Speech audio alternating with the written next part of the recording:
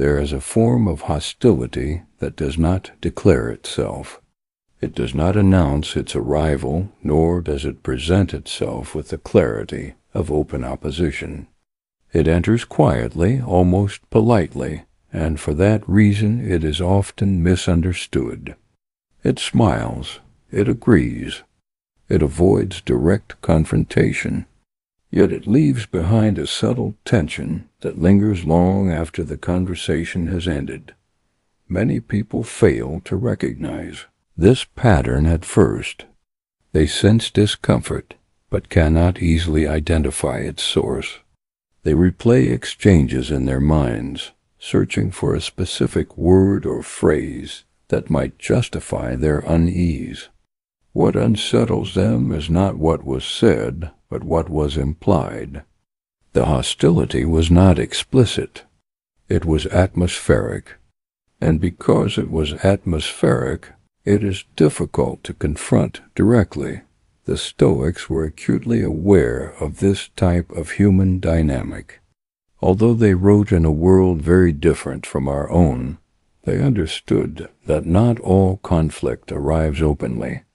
Marcus Aurelius governed an empire filled with political maneuvering, hidden resentments, veiled criticism, and subtle power plays.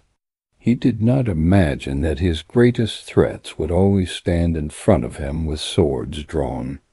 Often they sat beside him, speaking softly. What distinguished the Stoic from the reactive mind was not superior aggression, but superior perception. The Stoic did not ask, "How do I defeat this person?"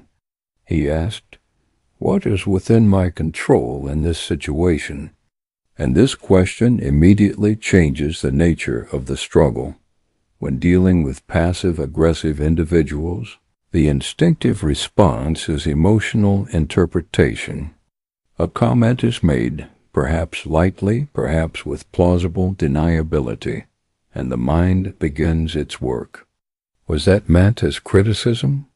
Was that directed at me? Am I being undermined? The more one attempts to interpret hidden meaning, the more energy is consumed by speculation. Epictetus warned against precisely this habit. He insisted that events themselves are neutral. It is our judgment about them that disturbs us. In the presence of passive aggression, the disturbance rarely comes from the external act alone. It comes from the internal narrative that forms around it. Consider a simple example. A colleague remarks, "I suppose some people prefer to do things their own way." The statement is ambiguous. It can be harmless. It can be pointed.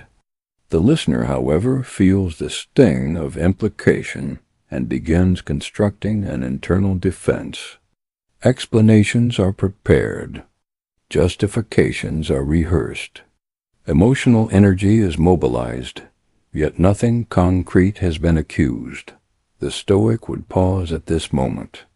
He would not rush to defend himself against implication. He would not allow himself to be drawn into a battle against suggestion.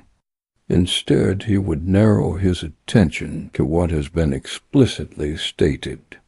If there is a direct concern, it can be addressed directly.